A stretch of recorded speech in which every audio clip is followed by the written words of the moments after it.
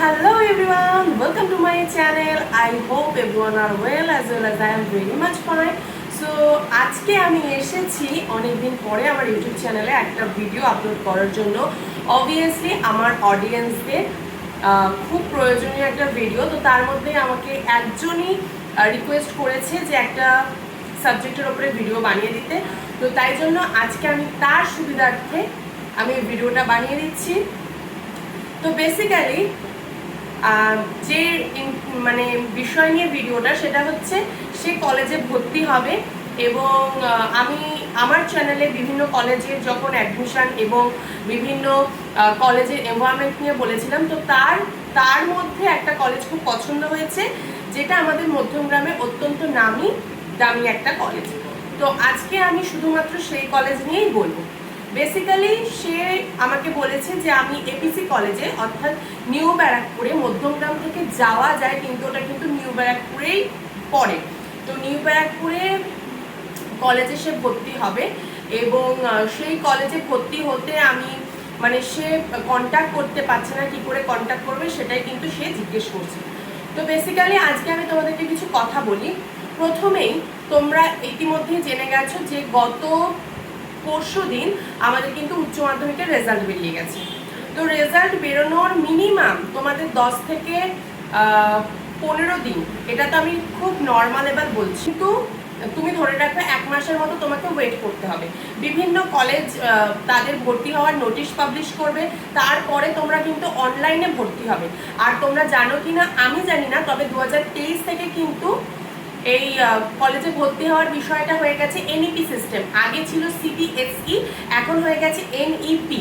তো সেক্ষেত্রে এনইপি সিস্টেমে বিষয়টা হয়েছে যে তোমাদের এখন 4 বছরের অনার্স কোর্স এবং 3 বছরের তোমাদের থাকছে পাস কোর্স। তোমাদের পাস কোর্সে প্রথম 3 বছর মানে 3টে সেমিস্টার থাকছে 3টে করে সাবজেক্ট এবং দুটো করে হচ্ছে ব্যাগ বা এইসি থাকবে, এবং তার পরবর্তী সময়ে কিন্তু তোমাদের আরও দুটো করে পেপার জয়েন হবে, মানে তোমাদের মোট 5টা পেপারের মতো পরীক্ষা দিতে হবে। এটা হচ্ছে পাসের। আর অনার্সে তোমাদের 3rd সেমিস্টার অবধি একটা অনার্স পেপার এবং বাকি 5টা হচ্ছে পাস পেপার থাকবে। আর 3rd সেমিস্টারের পর থেকে অর্থাৎ 4th সেমিস্টারের পর থেকে তোমাদের শুধুমাত্র অনার্স পেপার থাকবে, 4টে করে প্রতি সেমিস্টারে পেপার থাকবে, অর্থাৎ 4th সেমিস্টারে 4টে, 5th সেমিস্টারে 4টে, 6th সেমিস্টারে 4টে, আর 7 আর 8 সেমিস্টারে থাকছে হচ্ছে রিসার্চ পেপার। অবভিয়াসলি তোমাদের প্রত্যেককে কিন্তু 75% রাখতেই হবে। 75% প্রত্যেকটা সেমিস্টারে না থাকলে কিন্তু তোমরা রিসার্চ পেপার পাচ্ছ না। তো সেক্ষেত্রে এবার আসি যে কলেজে ভর্তির বিষয়ে যেটা বলেছে যে কিভাবে ভর্তি হব, আমি কন্ট্যাক্ট করার চেষ্টা করছি, কন্ট্যাক্ট করতে পারছি না।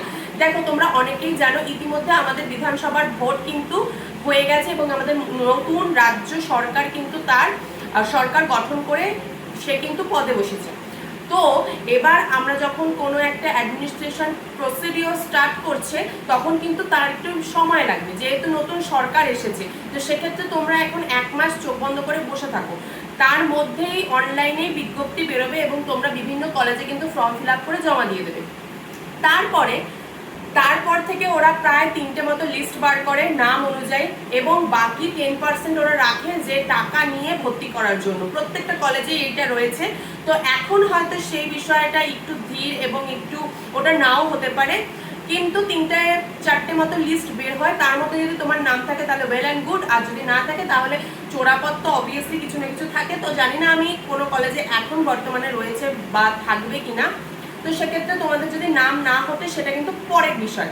এবার আসি যে কলেজটা কেমন, এপিসি কলেজটা কেমন। তো আমার প্রথম কথাই থাকবে এপিসি কলেজ নিয়ে, এটা প্রচণ্ড একটা লাক্সারিয়াস এবং প্রচণ্ড একটা হাই প্রোফাইলিস্ট একটা কলেজ, যেখানে পড়াশুনো করবে তুমি তোমার নিজের দায়িত্বে। প্রত্যেকটা কলেজেই তুমি তোমার নিজের দায়িত্বে পড়াশুনো করবে। আমি একটা কথা মনে করি যে শিক্ষা প্রতিষ্ঠান বা মহাবিদ্যালয় বা বিদ্যাপীঠ এগুলো তখনই সুন্দর বা এগুলো তখনই কিন্তু নাম হয় যখন সেখান থেকে জুবলি বেরোয়। এক একটা স্টুডেন্ট থাকবে প্রচণ্ড মেধা এবং প্রচণ্ড প্রশিক্ষিত। তো সেক্ষেত্রে সেই প্রতিষ্ঠানের নাম কিন্তু এমনিতেই হবে, আলাদা করে সেখানে এনভায়রনমেন্ট উন্নত ডেভেলপমেন্ট বা আলাদা করে সেখানে গাছপালা লাগিয়ে বা সেখানে সুইমিং পুল করে সেখানে ব্যাডমিন্টন টেনিস টেবিল করে বা খেলার একটা ময়দান করে সেখানে আলাদা করে ওই সমস্ত করার দরকার পড়বে না, মানুষ এমনিই যাবে সেখানে ভর্তি হতে, বিকজ ওখানে পড়াশুনো ভালো হয়। মানুষ এখন চেষ্টা করবে যে পড়াশুনো যেখানে ভালো হয় সেখানেই ভর্তি হওয়ার জন্য, কারণ এনভায়রনমেন্ট দেখে সমস্ত কিছু হয় না। এবার আসি ওখানে পড়াশোনা কেমন হয়। দেখো, সবসময় সবকিছু মনে রাখবে যে প্রতিষ্ঠান কোনোদিনও খারাপ হয় না, প্রতিষ্ঠান যারা পরিচালনা করে তাদের মধ্যেই খুব থেকে যায়। তো সেক্ষেত্রে তোমরা যদি তোমাদের 100% দাও, অবভিয়াসলি প্রতিষ্ঠানের নাম উজ্জ্বল হবে।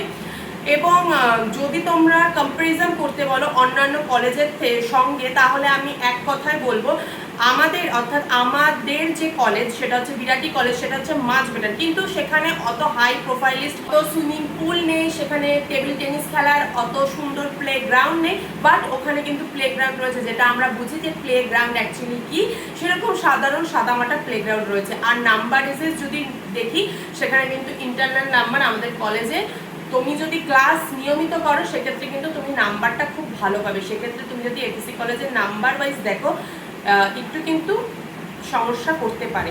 আর কলেজ লেভেলে মানে 1 নাম্বারও প্রচণ্ড ইম্পর্টেন্ট একটা নাম্বার, 1 নাম্বারও প্রচণ্ড ইম্পর্টেন্ট একটা নাম্বার।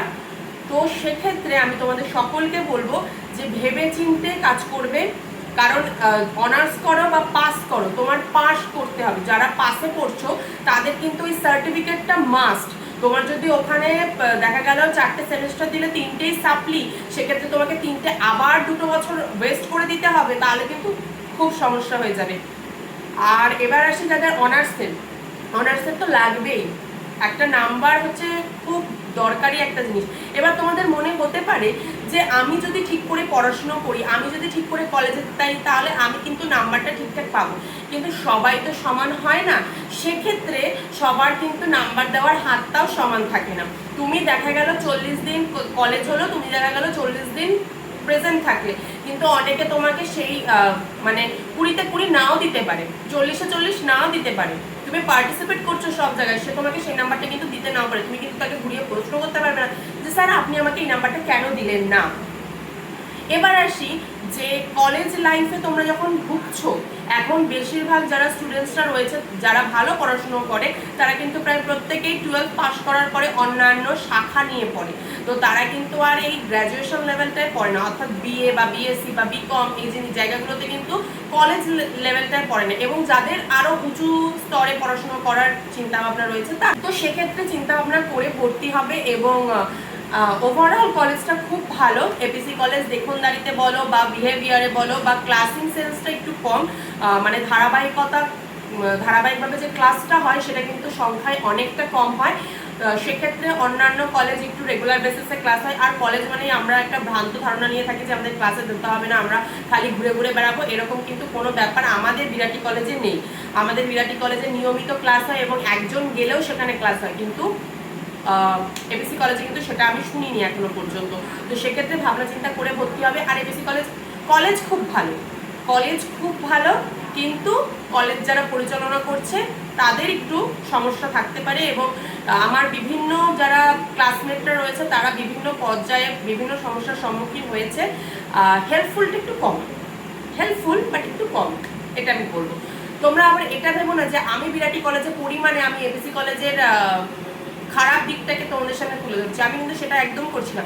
তুমি স্বতঃস্ফূর্তভাবে যেই কলেজেই ভর্তি হও না কেন, সেটা তুমি তোমার ফিউচারের জন্য গচ্ছিত রাখবে, সেটা কিন্তু তুমি আমার জন্য গুছিয়ে রাখবে না। বা আমি যদি আমার এর সাথে কোনো লেনদেন নেই ভাই, যে আমি কলেজে ভর্তি করে দেবো, আমি 5,000 10,000 পাবো, আমার এর সাথে কোনো লেনদেন নেই। আমাকে শুধুমাত্র একটা ভিডিও বানাতে বলেছে, আমি এখানে একটা জেনুইন আর একদম অনেস্ট একটা রিভিউ তোমাদের সকলকে প্রোভাইড করলাম। এখানে কোনো ব্যাপার নেই যে আমাকে আমার কলেজ 5,000 টাকা দেবে, বা আমাকে অমুক কলেজ তমুক কলেজ আরও 5টা কলেজ আমাকে 10,000 টাকা দিয়ে বসে রেখেছে, একদমই না। আমি এখানে আমার জেনারেল এবং অনেস্ট রিভিউ তোমাদের সাথে শেয়ার করলাম। এবার আসি যে তোমরা কলেজে যাবে কি করে, এপিসি কলেজে। যেহেতু তুমি আমাকে প্রশ্ন করেছো, আমি তোমার নামটা মনে পড়ছে না, সেহেতু তোমাকে একটা কথা বলি, তুমি যদি মানে শিয়ালদা থেকে আসো তাহলে তোমাকে নামতে হবে মধ্যমগ্রামে নেমে তোমাকে 3 নম্বর প্ল্যাটফর্মে এসে ওখানে দেখবে বাঁদিকে একটা শনি মন্দির পড়ছে, শনি মন্দিরের গা দিয়ে সোজা এসে দেখবে কিছু টোটো দাঁড়িয়ে রয়েছে। টোটোওয়ালাকে বলবে আমি এপিসি কলেজে যাবো, তোমাকে পুরো এপিসি কলেজের সামনে দাঁড় করিয়ে দেবে। খুব বেশি হলে তোমার থেকে 24 টাকা মতো গাড়ি ভাড়া নেবে। এবার তোমরা যদি বনগাঁ থেকে আসো, বনগাঁ থেকে আসতে গেলে কিন্তু তোমাদের মধ্যমগ্রাম স্টেশনে নামতে হবে এবং ওই 3 নম্বর প্ল্যাটফর্মে আসতে হবে। 3 নম্বর প্ল্যাটফর্মে এসে তোমাদেরকে আবার ওই শনি মন্দিরের কাছে আসতে হবে, ওখান থেকে টোটো করে তোমরা চলে আসতে পারবে।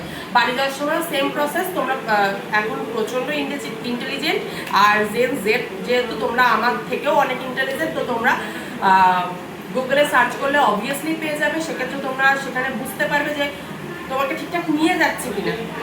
তো আর যদি কোনো কিছু প্রশ্ন থাকে সেটাও তোমরা আমাকে করতে পারো, আমি তাহলে সেই রিলেটেড ভিডিও করে দেবো। এত বড় ভিডিও বানানো সবসময় সম্ভব হয় না, বাট আজকে আমি যেহেতু ছুটি ছিল তাই আমি বানিয়ে দিতে সক্ষম হয়েছি। আর তোমার জন্যই, কেবলমাত্র তোমার জন্যই আমি ভিডিওটা বানিয়েছি। আলাদাভাবে তাদের অফিসিয়াল কোনো নাম্বারে এখন তুমি কল করতে পারবে না, কারণ তাদের এখনো অফিসিয়াল নাম্বার যারা নিউ স্টুডেন্ট তাদের জন্য লঞ্চ মানে ওপেন করেনি। তোমার যদি কথা বলতে হয় তাহলে কলেজে গিয়ে তোমাকে কথা বলতে হবে। আর তোমার যদি ওখানে ভর্তি হতে হয় তাহলে এখন মেবি অনলাইনেই ভর্তি হওয়া হচ্ছে, তো তুমি ওখানে অনলাইনেই ভর্তি হয়ে যেতে পারবে, কোনো অসুবিধা হবে না। ভিডিওটা কেমন লাগলো অবশ্যই জানিও। যদি তোমার হেল্প হয় অবশ্যই আমাকে একটা কমেন্ট করে দিও। আমার চ্যানেলটাকে সাবস্ক্রাইব করতে পারো না। থ্যাংক ইউ সো মাচ আমাকে রিকোয়েস্ট করার জন্য।